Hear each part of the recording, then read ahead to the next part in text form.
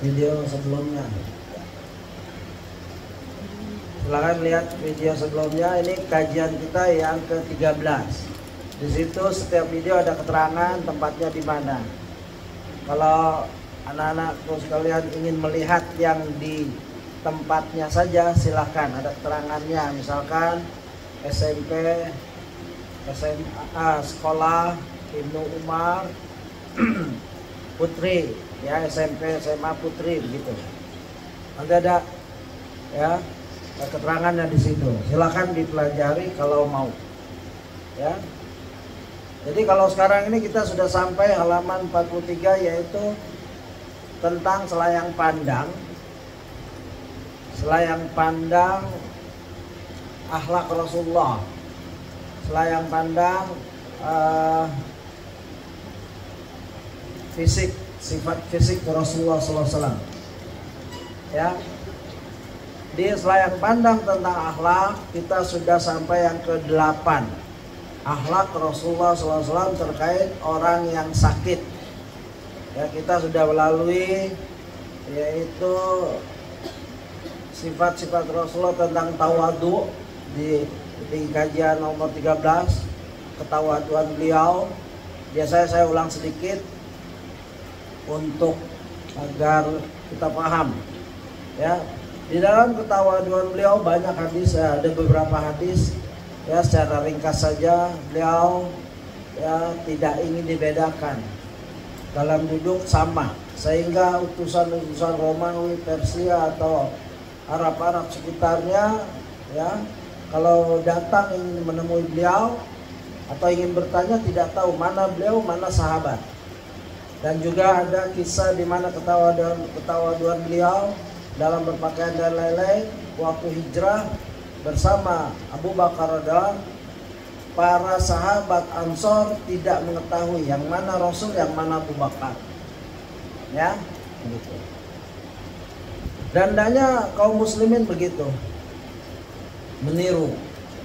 Ini semua pelajaran bukan untuk ulangan di kertas, ya, bukan. Ulangannya adalah di ujian kehidupan. Semua wajib, baik saya penulis, pendengar, semua wajib meniru semampunya, ya, minta tolong pada Allah, dan jangan menghina yang belum mampu, doakan, ya. Baik penulis, baik pembaca, baik pendengar, siapa saja yang telah mempelajari sirah nabawiyah dan beriktikad, berniat untuk mengamalkannya. Ya, karena kita tahu ya para salaf mempelajari ini. Ya. Ali bin Al-Husain bin Ali, ya, bin Abu Talib, yaitu Zainal Abidin, menyatakan kami mempelajari sirah nabawiyah seperti ya, kami mempelajari surah dalam Al-Quran.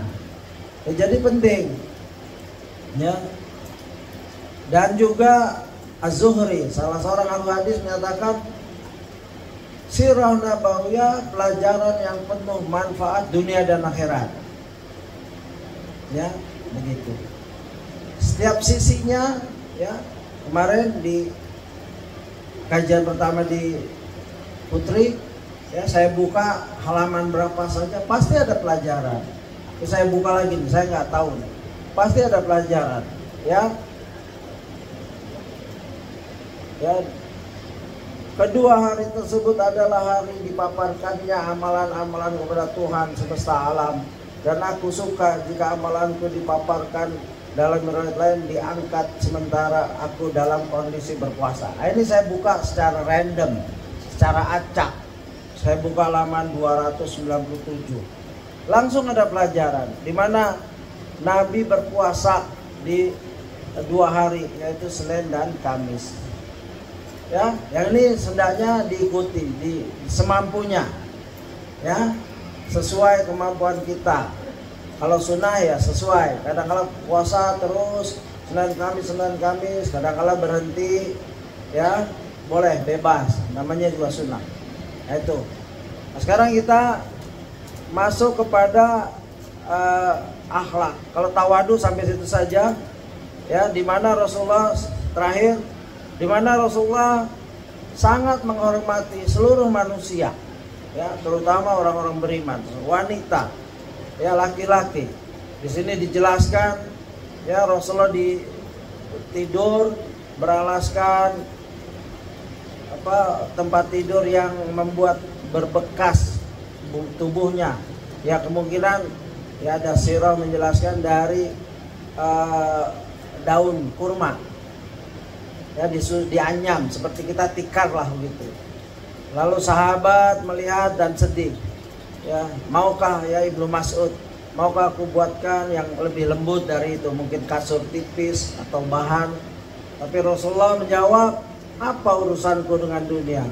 Aku di dunia tidak lain seperti musafir yang bernaung di bawah pohon, setelah itu pergi dan meninggalkannya. Nah, ini di kajian 13 saya jelaskan. Yes.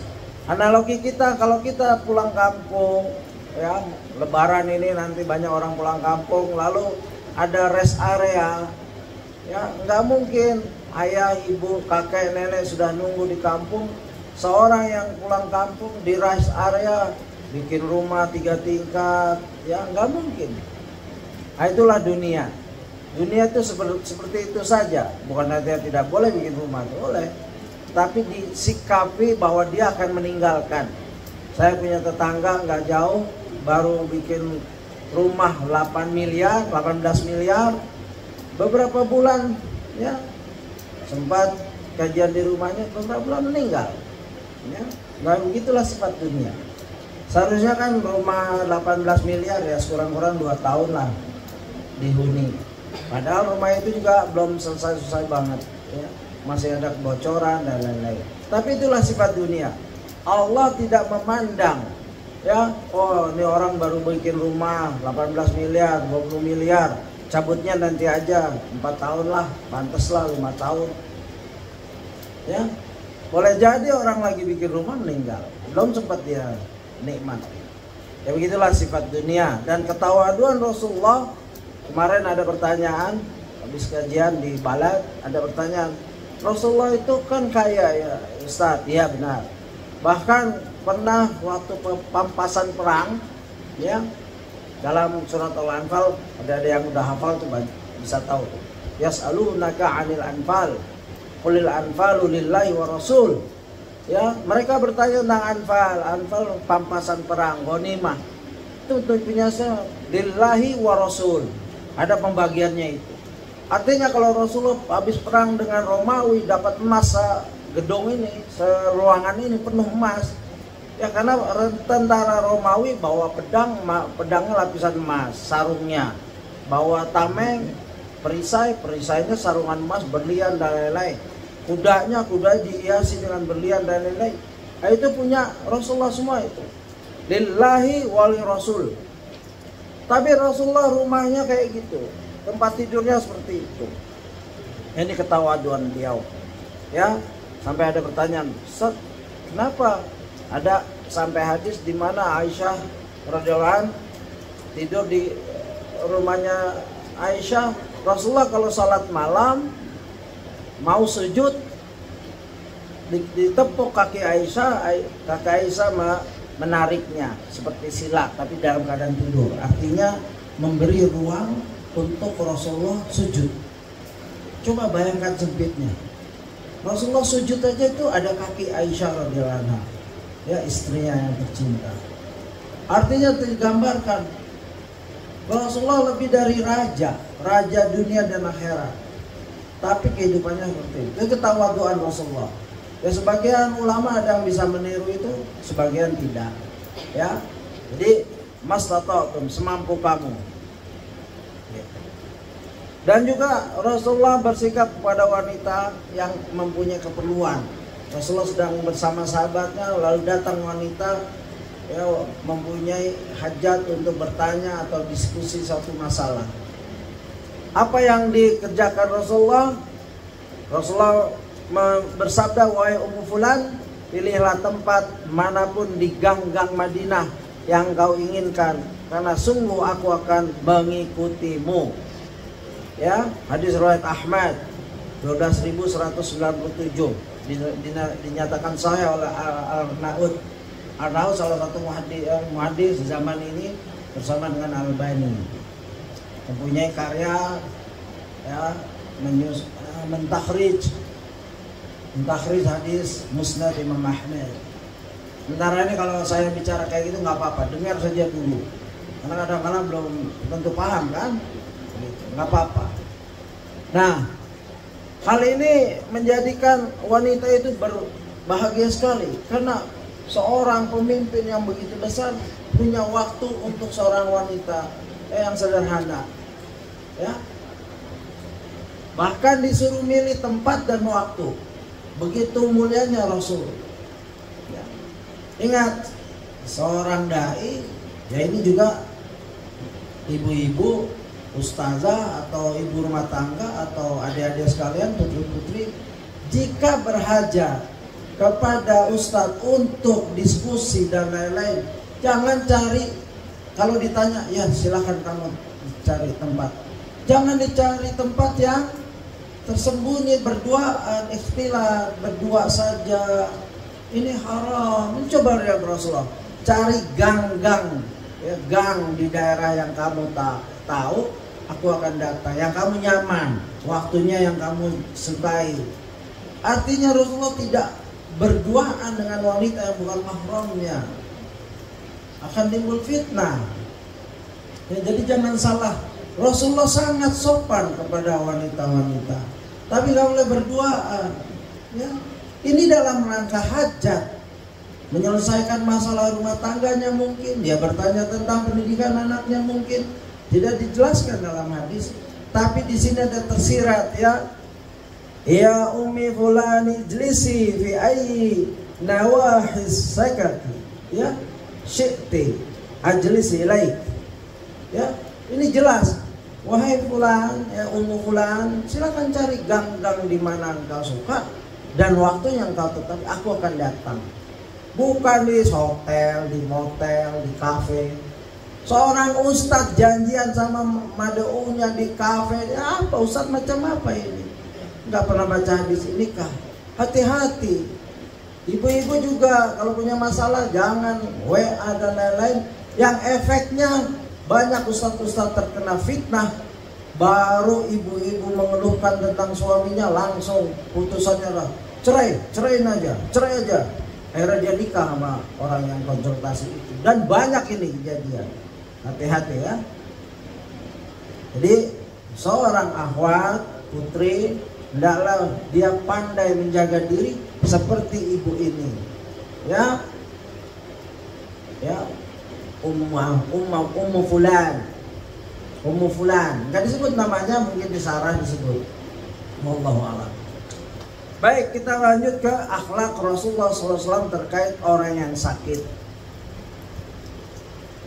Dalam masalah menjenguk orang yang sakit, Rasulullah SAW tidak membeda-bedakan. Ini saya baca, ya Ustadz menulis, Ustadz Firanda, Ustadz Dr. Firanda menulis, dalam masalah menjenguk orang yang sakit, Rasulullah SAW tidak membeda-bedakan antara anak kecil maupun dewasa, bahkan antara muslim ataupun non-muslim. Anas bin Malik radhiyallahu anhu menuturkan, "Kana gulamun Yahudiyun yahdumun Nabiy sallallahu alaihi wasallam. Amarida fa'atahu Nabiy sallallahu alaihi wasallam ya'uduhu. Faqa'ada inda ra'si faqala lahu aslim. Fanazara ila abihi wa huwa indahu faqala lahu ati' Abul Qasim sallallahu alaihi wasallam. Faslam wa kharaja an-nabiy sallallahu alaihi wasallam wa huwa yaqul alhamdulillah alladzi anqadahu minan nar." Ya. Yang artinya Ustaz menulis, suatu ketika seorang anak kecil Yahudi yang biasa bekerja membantu Nabi SAW jatuh sakit. Maka Nabi SAW pun menyengguknya. Beliau pun duduk di sisi kepalanya, lalu bersabda, "Masuklah Islam." Ya. Anak kecil itu pun memandang kepada bapaknya yang berada di dekatnya, seakan-akan meminta persetujuan. Bapaknya pun berkata, ya, taatlah Abul Qasim, ati Abul Qasim. Begitu. Maka anak kecil itu pun masuk Islam. Kemudian Nabi SAW pun keluar sambil bersabda, segala puji bagi Allah yang telah menyelamatkan anak itu dari neraka. Ini hadis Bukhari 1356. Ini akhlak yang agung, ya, dalam menyambut orang sakit. Dan ini amalan yang perlu digiatkan. Sekali-sekali boleh sekolah mempunyai program menjenguk orang sakit di rumah sakit, sehari asih kah, di mana membawa bunga, membawa makanan yang dibolehkan, bergilir boleh. Kalau segini banyaknya datang kan mungkin panik, ya, rumah sakit.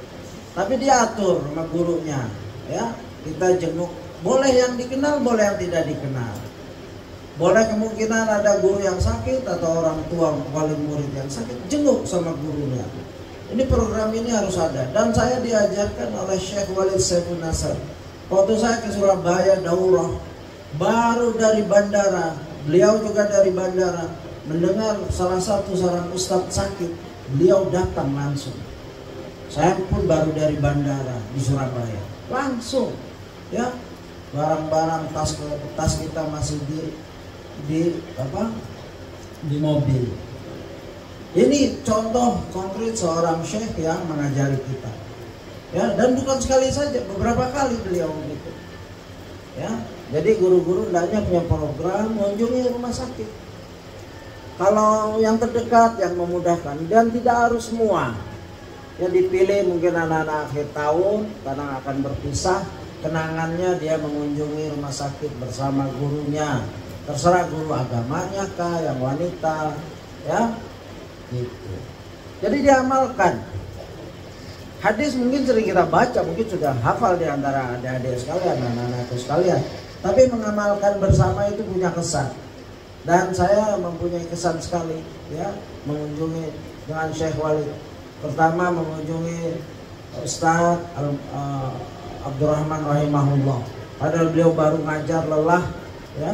Saya bilang, Ustaz, Syekh mau mengunjungi Ustaz Rahman. Oh iya, langsung, ya. Dan yang satu lagi ada seorang Ustaz Kibar di Surabaya. Begitulah, ya, mengamalkan. Pelajaran sirah ini perlu dengan amalan, ya. Al-ilmu qabla al-qaul wal amal. Kita berilmu duduk di majelis ini dalam rangka mengamalkan, bukan sekedar buat apa, ditumpuk di dalam hati, yang kalau nggak diamalkan itu akan sirna. Semua ilmu yang tidak diamalkan dia akan sirna. Hafalan Quran juga. Khuluquhul Quran. Aisyah radhiyallahu anha berkata, akhlak Rasulullah itu Quran. Artinya Quran itu diamalkan berbentuk akhlak. Artinya Al-Quran itu berbentuk syariat yang diamalkan, ya, begitu. Baik, yang ke-9, kita masuk pada akhlak Rasulullah SAW terhadap istri-istrinya. Nah, ini alhamdulillah bertepatan di sini, sampailah kepada akhlak Rasulullah kepada istri-istrinya, ya. Jadi anak-anakku sekalian, kamu nanti akan menjadi istri, insya Allah, kalau dapat jodoh, berdoa dari sekarang agar dapat suami yang soleh, ya, begitu. Niatkan, minta doa kepada orang tua, ya. Dan doa orang tua itu mustajab. Ustadz menulis, sebelum kita membahas tentang bagaimana akhlak Nabi Muhammad SAW terhadap istri-istri beliau, perlu penulis ingatkan bagi para suami maupun istri bahwasanya kita hidup di zaman krisis akhlak, baik sang istri maupun sang suami. Oleh karena itu, seorang suami dan istri hendaknya saling bersinergi untuk menciptakan surga di rumahnya. Ya, ada qaul baiti jannati, bukan hadis sepertinya, tapi qaul ini sahih maknanya, menjadikan jannah, ya, di rumah, sehingga sang suami betah di rumahnya, sang istri juga betah, ya, tidak ke tetangga terus, ya, membuat dosa. Beliau menulis, di antara akhlak Nabi Muhammad SAW terhadap istrinya adalah setiap kali memanggil istrinya selalu dengan kata-kata menunjukkan kasih sayang. Ya, lihatlah Nabi Muhammad SAW memanggil Aisyah radhiyallahu anha dengan, ya, sebutan ya Aish, dipotong, ya, Aish. Ya. Ini antara metode, ya, di antara metode orang Arab dalam menyingkat nama, namun menunjukkan kasih sayang. Ya, kalau kita nggak tepat ya jangan. Ya, kalau memang istrinya Aisyah boleh niru itu, ya Aish. Dan Rasulullah memanggil Aisyah dan ya Humairah. Ya, Humairah yaitu disebut Humairah karena Aisyah radhiyallahu anha adalah seorang wanita yang sangat putih hingga rona-rona merah pipinya terlihat. Oleh karena itulah Nabi Muhammad SAW memanggilnya dengan sebutan Humairah, yang kemerah-merahan pipinya. Dan ini menunjukkan panggilan yang menunjukkan kecantikan Aisyah radhiyallahu anha. Jadi panggilan yang manja seperti Aish dan Humairah yang mengandung pujian, ya, begitu. Inilah Rasulullah SAW kepada istrinya, ya. Dan Aisyah radhiyallahu anha senang dipanggil dua nama ini. Panggilan ya Humairah untuk suami saja, jangan yang lain ikut. Ya, tetangga ikut ya Humairah, nggak benar itu, ya kan? Ini untuk Nabi kepada Aisyah. Dan bagi yang punya istri ya lihat-lihat, kalau istri kita nggak putih itu, ya Humairah nggak tepat, cukup Aish. Namanya Aisyah mang bagus, panggil ya Aish boleh. Tapi kalau istri kita ya mau dipanggil Humairah ya senang, ya nggak apa-apa juga, ya. Ya, jadi mengamalkan hadis, lihat-lihat. Ada yang hadis itu khusus untuk Nabi dan istrinya.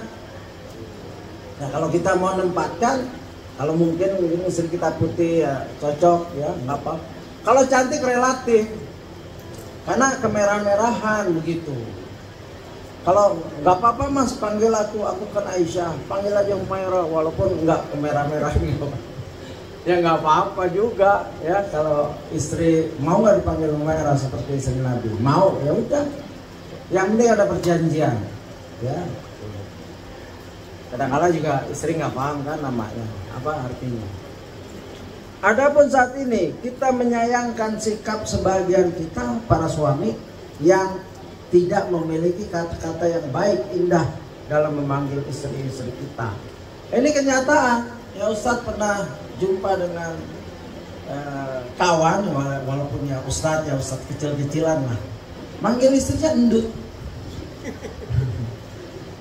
Wah, saya kaget itu, di depan saya lagi, tapi nggak marah, dua-duanya ketawa. Memang sudah gendut kan, dia makin tua makin gemuk ya. Panggilnya endut, yang nggak marah ya nggak apa-apa. Tapi yang lain nggak boleh ikut-ikut endut, ya marah dia. Itu hanya berdua. Dan kalau bisa jangan di depan umum gitu, ya. Istri panggil endut di depan umum, ya mungkin malu dia. Atau suami dipanggil apa gitu, si botak atau siapa gitu. Kalau udah botak, ya jangan. Tapi kalau kau berdua boleh, ya. Kalau itu tanda kasih sayang, menambah kecintaan boleh.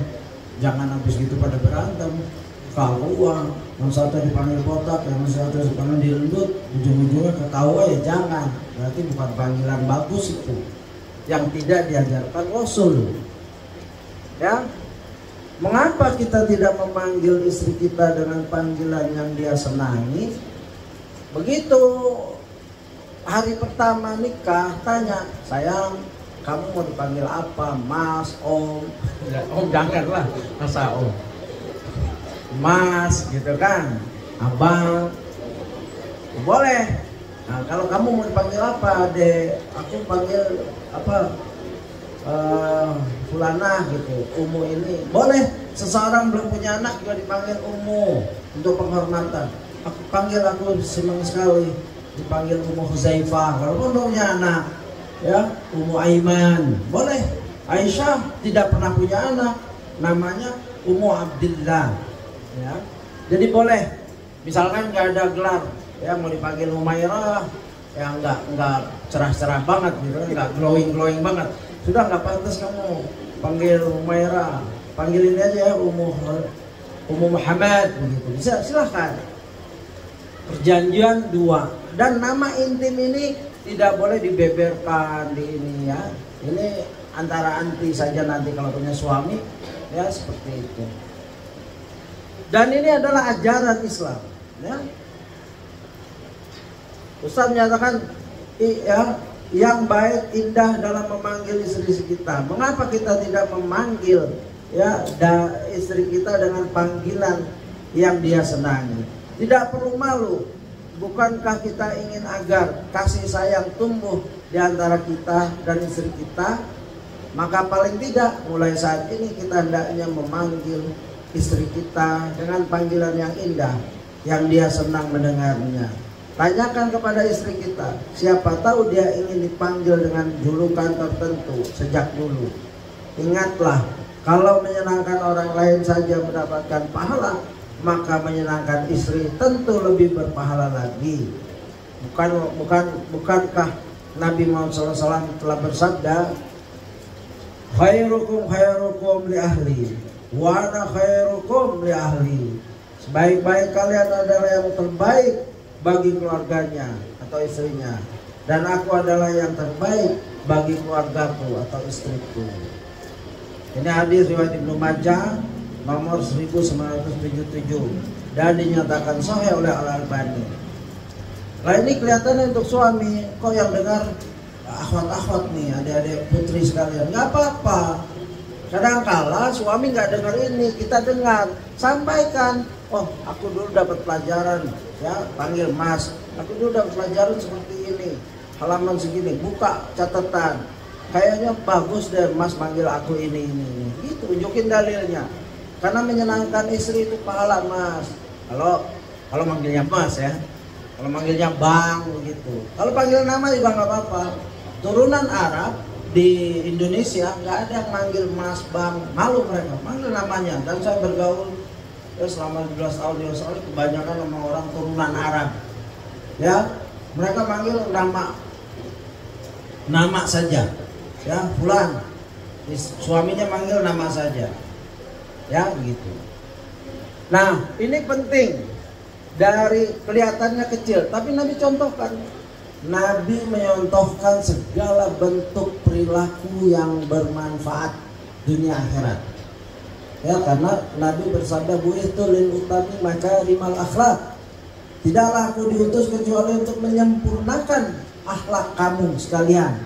Di antara orang Indonesia sudah akhlak, sebelum Islam sudah akhlaknya udah bagus. Gotong royong, sabar, murah senyum, ya, mau membantu. Bahkan alhamdulillah bangsa Indonesia tercatat di dunia sebagai bangsa yang paling dermawan nomor 1 di dunia. Alhamdulillah. Itu, ya, dengan Palestina dan lain-lain. Dan ini pandangan manusia, dan Allah Maha tahu, ya, sumbangsi bangsa Indonesia, rakyat Indonesia terhadap kemaslahatan dunia. Itu disempurnakan oleh Rasulullah. Akhlak itu belum ada sudah ada sebelum Islam datang ke Indonesia, dan sampai sekarang masih berkembang dan lebih bagus lagi dengan keislaman bangsa Indonesia. Dan ini merupakan isyarat bahwasanya orang yang paling utama untuk kita berbuat baik kepadanya adalah istri kita. Ya, ini bagi suami, bagi istri, ya, bagi ukhti, adik-adikku, anak-anakku sekalian, orang yang paling berhak mendapat kemuliaan ukhti, ya, anak-anakku adalah suami. Ya, kalau punya suami nanti. Kalau belum punya, ya, kumpulkan ilmu itu, resapi, siapkan, niatkan untuk mengamalkannya. Ya Allah, kasihlah aku, ya, jodohkanlah aku pada suami yang soleh, sehingga aku akan berbakti dan mengamalkan ajaran Islam sebagaimana yang Rasulullah contohkan, sebagaimana yang ibunda kita Aisyah contohkan, sebagaimana Khadijah radhiyallahu anha contohkan, Ummul Mukminin, ya begitu. Itu niat dari kecil, ya, dari muda, niatkan berdoa untuk diri sendiri mendapatkan suami yang soleh, dan minta kepada ibu, karena doa orang tua adalah mustajab. Minta kepada ayah, ayah doakan aku, ya, agar mendapat suami yang soleh. Karena nikmatnya mendapatkan suami yang soleh itu seperti mempunyai jannah di rumah sebelum masuk jannah yang sebenarnya, ya begitu. Di antara akhlak Nabi Muhammad SAW terhadap istri-istrinya adalah beliau ketika minum dengan istrinya, biasanya beliau menggunakan gelas bekas istrinya dan meletakkan bibirnya di bekas bibir istrinya. Aisyah radhiyallahu anha menceritakan, kuntu asrabu wa ana haid, thumma ya unawilu an-nabiy sallallahu alaihi wasallam ayad'u fahu ala mawdi'i fi ayasrabu wa tarqul arqa wa ana haid, thumma unawilu an-nabiy sallallahu alaihi wasallam ayad'u fahu ala mawdi'i fi. Aku minum saat haid, kemudian aku memberikannya kepada Nabi SAW. Beliau meletakkan bibir beliau di bekas tempat bibirku saat minum dari gelas tersebut, lalu meneguk airnya, meminumnya. Aku juga pernah menghirup kuah masakan saat sedang haid, lalu kuberikan wadahnya kepada Nabi SAW. Beliau meletakkan bibir beliau di bekas tempat aku meletakkan bibirku. Ini hadis riwayat Muslim nomor 300. Ya, betapa beliau menunjukkan kemesraan, ya, suami istri yang penuh goncangan tapi hidupnya mesra, ya. Berapa? Oh ya, 2 menit lagi, silakan jika ada pertanyaan ditulis. Saya selesaikan penjelasan ini kalau tidak ada. Artinya kenapa hadis ini menonjolkan tentang meletakkan dan haid, disebutkan wanita haid? Karena kaum Yahudi kalau wanitanya haid, dia harus pisah tempat tinggal, pisah kamar, tidak boleh makan bersama aja tidak boleh, dan dijauhkan sejauh-jauhnya, seakan-akan hal yang tidak boleh bersentuhan. Beda sekali, ya. Untuk membedakan kita dengan Yahudi, Rasulullah mengajarkan ini. Ya, silakan nanti kalau ada kesempatan, mungkin di video yang ke-14 insyaallah atau ke-15 yang tidak di sini mungkin, silakan dilihat, akan jelaskan sikap-sikap Yahudi terhadap wanita yang haid. Sangat diskriminatif, ya, gender, ya, memberatkan sekali. Makan tidak boleh sama dan tidak boleh satu ruangan. Bahkan dia punya rumah khusus untuk wanita yang haid. Wallahu a'lam. Jika ada pertanyaan silakan. Kita ada waktu cuma 1 menit lagi. 1 menit. 1 menit.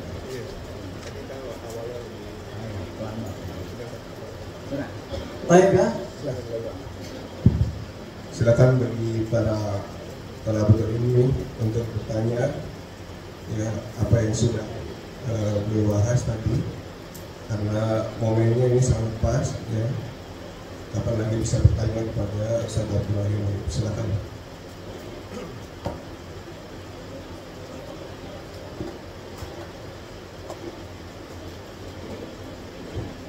Ada? Ya, silakan masuk.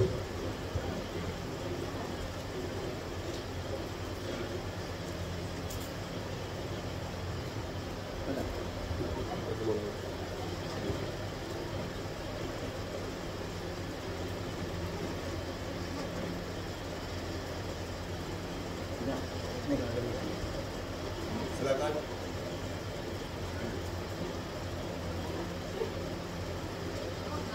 Enggak, bukan. Saya tanyakan. Ayo, tanya terkait dengan tadi dibahas perihal kita untuk kepada istri atau pasangan kita tidak membeda-bedakan begitu untuk makan dan lain-lain, terkait dengan bagaimana sikap kita. Belakangan ini kan banyak penyakit yang timbul karena ya beberapa hal, satu piring dan lain-lain, bagaimana menghadapi hal tersebut jika ingin menjalankan sunnah yang tadi Ustaz sebutkan. Ya, yang tadi ya. Ya, hendaknya contoh yang sempurna dari Rasulullah kita ikuti semampu kita. Tapi jika kita pahami ada mungkin seorang suami atau seorang istri gelian orangnya, ya ini harus dipahami, ya. Dikasih dulu ilmunya. Ini Rasulullah aja kayak gini, masa kamu nggak mau niru gitu, ya. Tapi kalau dia nggak, ini bentuknya sunnah ya. Jika memang misalkan kita habis minum, kita kasih istri kita, suruh minum di tempat itu terus begitu muntah, ya jangan.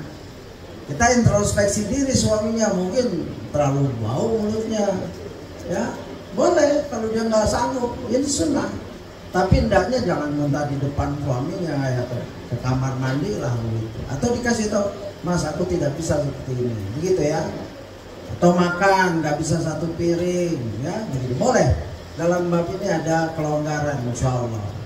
Dan tadi masalah nama ya, hati-hati memanggil nama suami dengan nama saja, walaupun boleh, ya begitu. Kalau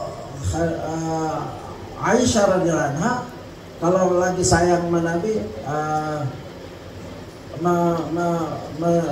memanggil ya Rasulullah dan lain-lain, begitu.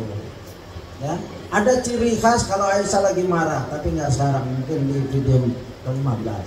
Ya saya harus hadirkan di mana Aisyah memanggil nama mungkin ya utusannya Robnya Ibrahim begitu.